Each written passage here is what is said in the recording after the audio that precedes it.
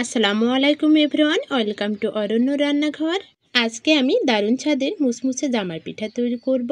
এই জামাই পিঠাটা খেতে এতটাই মজাদার যে আমরা ছোট বড় সকলেই কিন্তু খেতে অনেক বেশি পছন্দ করি। বিশেষ করে এই পিঠাটা বাচ্চারা খুবই পছন্দ করে।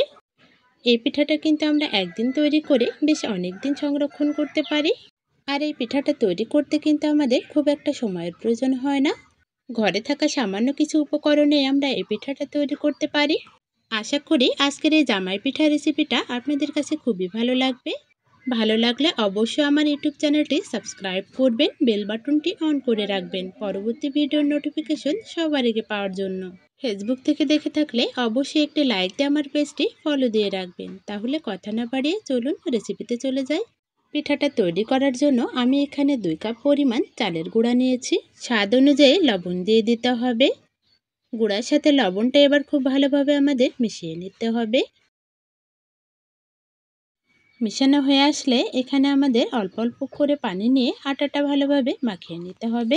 এখানে আমরা নর্মাল তাপমাত্রার পানি নিয়েছি। জামাই পিঠাটা বানানোর ক্ষেত্রে আমাদের কিন্তু কোনো প্রকার গরম পানি ব্যবহার করা যাবে না, শুধুমাত্র স্বাভাবিক তাপমাত্রার পানিটা এখানে ব্যবহার করতে হবে। অল্প অল্প করে পানি নিয়ে আমরা এখানে একটা শক্ত ডো তৈরি করে নেব। দেখুন আমি অল্প অল্প করে পানি নিয়ে খুব ভালোভাবে আটাটাকে মাখিয়ে নিচ্ছি। আটার ডোটাকে আমরা একটু সময় নিয়ে খুব ভালোভাবে মাখিয়ে নেব, যাতে করে আটার মধ্যে কোনো প্রকার দলা পেকে না থাকে। দেখুন আমি খুব ভালোভাবে আটাটাকে কিন্তু মাখিয়ে নিচ্ছি। উল্টে পাল্টে আমাদের আটার ডোটাকে খুব ভালোভাবে মাখিয়ে নিতে হবে। আটার ডোটা যাতে শক্ত হয় সেদিকে আমাদের খেয়াল রাখতে হবে। এই আটার ডোর মধ্যে যখন আমরা চিনি ব্যবহার করব তখন কিন্তু অনেক বেশি পাতলা হয়ে যাবে, তাই এখন আমাদের একটু শক্ত রেখে আটাটা মাখিয়ে নিতে হবে। দেখুন আমার আটাটা মাখানো কিন্তু হয়ে এসেছে। এবার আমি এর মধ্যে হাফ কাপ পরিমাণ চিনি অ্যাড করব। 2 কাপ আটার জন্য আমি এখানে হাফ কাপ পরিমাণ চিনি নিয়েছি। চিনিটা এবার আমাদের খুব ভালোভাবে মিশিয়ে নিতে হবে। ভালোভাবে চিনিটা না মিশলে কিন্তু আমাদের পিঠাগুলো খুব একটা ভালো হবে না, তাই আমরা খুব ভালোভাবে হাতের সাহায্যে চিনিটাকে মিশিয়ে নেব। অনবরত নাড়াচাড়া করে আমাদের চিনিটাকে গলিয়ে নিতে হবে। দেখুন আমি অনবরত নাড়াচাড়া করে কিন্তু চিনিটা খুব ভালোভাবে গলিয়ে নিচ্ছি। চিনিটা গলতে কিন্তু আমাদের খুব একটা সময়ের প্রয়োজন হবে না, অল্প কিছুক্ষণ নাড়াচাড়া করলে আমাদের চিনিটা খুব ভালোভাবে গলে যাবে। আমাদের চিনিটা কিন্তু গলে এসেছে। এবার আমরা আটার মধ্যে একটা ডিম দিয়ে দেব। আমি এখানে একটা দেশি মুরগির ডিম ব্যবহার করেছি, আপনারা চাইলে যে কোনো ধরনের ডিম ব্যবহার করতে পারেন। ডিমটা এবার আটার সাথে খুব ভালোভাবে মাখিয়ে নিতে হবে। দেখুন অনবরত নাড়াচাড়া করে কিন্তু আমি ডিমটা খুব ভালোভাবে আটার সাথে মাখিয়ে নিচ্ছি।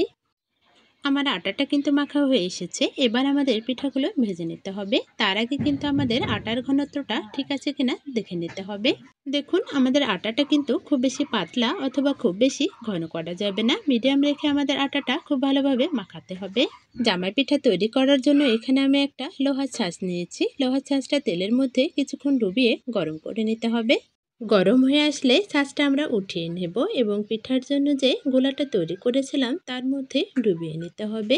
খেয়াল রাখতে হবে পিঠার ছাঁচটা যেন গোলার মধ্যে পুরোপুরি ডুবে না যায়। দেখুন ছাঁচের উপরের অংশে কিছুটা আমি ফাঁকা রেখেছি। ফাঁকা না রাখলে কিন্তু আমাদের পিঠাগুলো তেলের মধ্যে ছাড়লে খুব সহজে ছাঁচ থেকে ছেড়ে যাবে না। গোলার মধ্যে ছাঁচটা যদি আমরা পুরোটা ডুবিয়ে দিই তাহলে আমাদের পিঠাগুলো ছাঁচের সাথে আটকে থাকবে। এতে করে আমাদের পিঠাগুলো পুড়ে যাওয়ার সম্ভাবনা থাকে।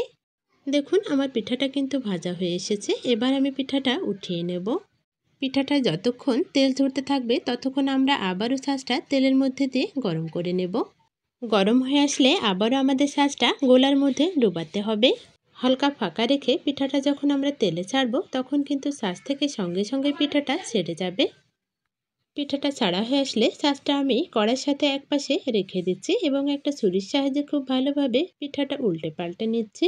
উল্টে পাল্টে আমাদের প্রত্যেকটা পিঠাই কিন্তু হালকা লাল লাল করে ভেজে নিতে হবে। দেখুন আমাদের এই পিঠাটা ভাজা হয়ে এসেছে। এবার আমি পিঠাটা উঠিয়ে নিচ্ছি এবং আবারও ছাঁচটা তেলের মধ্যে গরম করে নিচ্ছি। গরম ছাঁচটা উঠিয়ে হালকা ঝাঁকি দিয়ে কিন্তু আমাদের তেলটা ঝরিয়ে নিতে হবে। একইভাবে ছাঁচটা আবারও গোলার মধ্যে দিয়ে আবারও তেলের মধ্যে পিঠাটা ছেড়ে দিচ্ছি। সঙ্গে সঙ্গে পিঠাটা কিন্তু তেলের মধ্যে ভেসে উঠেছে। আবারও আমি উল্টে পাল্টে হালকা লাল লাল করে পিঠাটা ভেজে নিচ্ছি। পিঠাটা আমাদের খুব বেশি লাল করা যাবে না, বেশি লাল করলে পিঠাটা আমাদের খেতে পোড়া পোড়া লাগতে পারে। পিঠাটা উঠানোর পর পিঠাটার কালার কিন্তু আরও বেশি গাঢ় হয়ে যায়। তাই আমরা পিঠাটা যখন হালকা লালচে বর্ণ ধারণ করবে তখনই পিঠাটা উঠিয়ে রাখবো। একইভাবে কিন্তু আমি বেশ অনেকগুলো পিঠা তৈরি করেছি। আর আমার সবগুলো পিঠাই কিন্তু তেলে দেওয়ার পরপরই ছাঁচ থেকে ছেড়ে এসেছে। কেননা আমি প্রত্যেকটা পিঠা তৈরি করার সময় একইভাবে প্রতিবারই ছাঁচটা গরম করে নিয়েছি। আবার পিঠার ছাঁচটা আমি গোলার মধ্যে পুরোপুরি ডুবিয়ে দিইনি। এতে করে আমার পিঠাটা তেলে দেওয়ার সঙ্গে সঙ্গে কিন্তু ছাঁচ থেকে খুব ভালোভাবে ছেড়ে এসেছে। এবার আমি ছাঁচটা গোলার মধ্যে একটু বেশি ডুবিয়ে দেব। দেখুন পিঠাটা আমি তেলের মধ্যে দিয়ে দিচ্ছি এবং ঝাঁকানোর পরে কিন্তু পিঠাটা আমাদের খুব সহজে ছেড়ে যাচ্ছে না। এ অবস্থায় পিঠাটা আমি ছুরির সাহায্যে খুব ভালোভাবে ছাড়িয়ে নিচ্ছি। তাহলে বুঝতে পারছেন তো, পিঠার ছাঁচটা কিন্তু আমাদের পিঠার গোলার মধ্যে পুরোটা ডুবিয়ে দেওয়া যাবে না। পিঠাটা ছেড়ে আসলে ছাঁচটা কিন্তু আমরা পিঠার পাশে রেখে দিতে পারি। এতে করে পিঠা হতে হতে ছাঁচটা আমাদের একই সঙ্গে গরম হয়ে যাবে। দেখুন আমি ছাঁচটা কিন্তু এক পাশে রেখে দিয়েছি এবং পিঠাটা এক পাশে উল্টে পাল্টে খুব ভালোভাবে ভেজে নিচ্ছি। একইভাবে আমি একে একে প্রত্যেকটা পিঠা ভেজে নেব। দেখুন আমি একইভাবে কিন্তু প্রত্যেকটা পিঠা ভেজে নিচ্ছি। দেখুন আমি কিন্তু একে একে প্রায় এক ঝুড়ি পিঠা ভেজে নিয়েছি। এগুলো এখন আমি পরিবেশন করব। দেখুন আমার সবগুলো পিঠা কিন্তু মাশাআল্লাহ অনেক সুন্দর হয়েছে। আর প্রত্যেকটা পিঠাই কিন্তু আমার অনেক বেশি মুচমুচে হয়েছে। মুচমুচে স্বাদের এই জামাই পিঠাগুলো দেখতে কেমন হয়েছে সেটা অবশ্যই আমাকে জানাবেন। আমি যেহেতু একটা ছাঁচতে পিঠাগুলো তৈরি করেছি তাই আমার সবগুলো পিঠা কিন্তু একই রকম দেখতে হয়েছে। একটা পিঠা আমি আপনাদের সাথে ভেঙে শেয়ার করছি। দেখুন একটা পিঠা হাতের মধ্যে নিয়ে চাপ দেওয়ার সাথে সাথেই কিন্তু আমার পিঠাটা অনেকগুলো টুকরো হয়ে এসেছে।